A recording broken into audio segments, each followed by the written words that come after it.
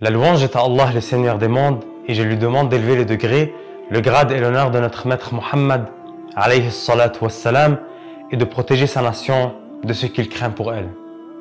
Bayruha, ou encore Bi'ruha, est un puits qui se situe à la Médine, dans le Madina al-Munawwara.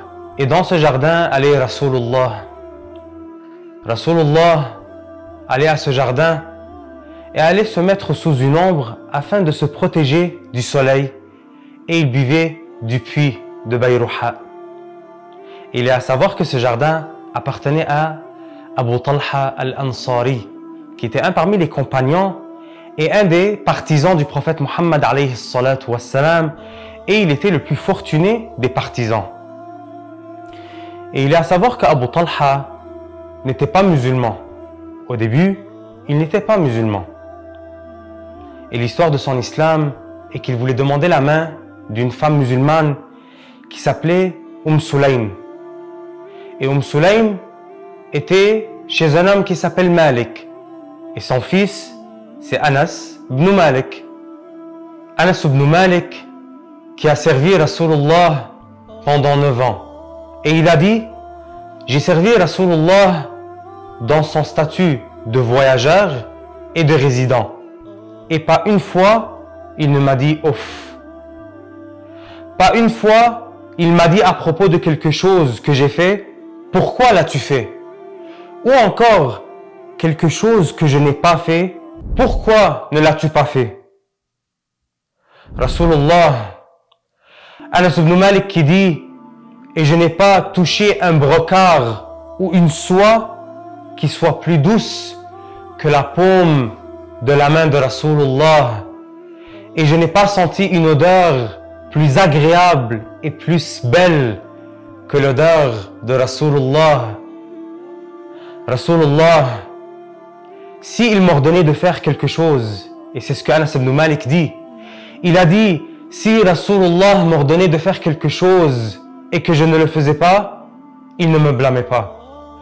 Et si ses proches me blâmaient, il leur disait, laissez-le. Si Allah tabaraka wa ta'ala a prédestiné pour quelque chose qu'il arrive, ça va se passer. Et dans certaines chaînes de narration, Anas ibn Malik, il dit, je jure par Allah, Rasulullah m'a servi plus que je ne l'ai servi. Et pour continuer l'histoire d'Abu Talha al-Ansari, celui qui avait le jardin dans lequel se trouve Bayruha, il voulait épouser Sulaym, mais elle était musulmane et il ne l'était pas. Alors elle lui a dit que sa dot est qu'il devienne musulman.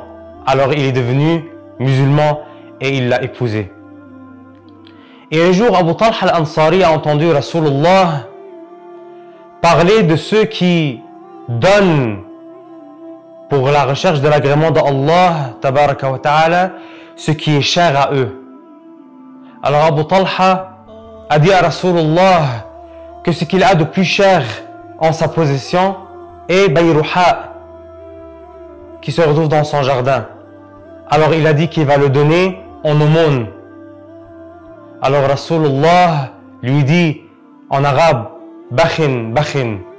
Et c'est une expression en arabe qui est utilisée lorsque la personne elle est surprise et impressionnée. Alors Rasulullah dit à Abu Talha al-Ansari que ce qu'il a donné a été accepté. Et il lui a redonné Bayruha. Et il lui a dit d'en faire bénéficier ses proches, de l'utiliser et de le donner en aumône à ses proches. Alors regardez comment Abu Talha al-Ansari a gagné beaucoup. On demande à Allah tabaraka wa ta'ala de nous faciliter la visite de l'endroit où a été Bayruha, ce puits qui est dans la Médine, ce puits qui est à côté de la mosquée de Rasulullah. On demande à Allah tabaraka wa ta'ala de nous faciliter sa visite et de rechercher les bénédictions du prophète Muhammad alayhi salatu wassalam, de rechercher les bénédictions des endroits où a été Muhammad, le prophète alayhi salatu wassalam, et ainsi on pourra dire, ici a été le bien-aimé.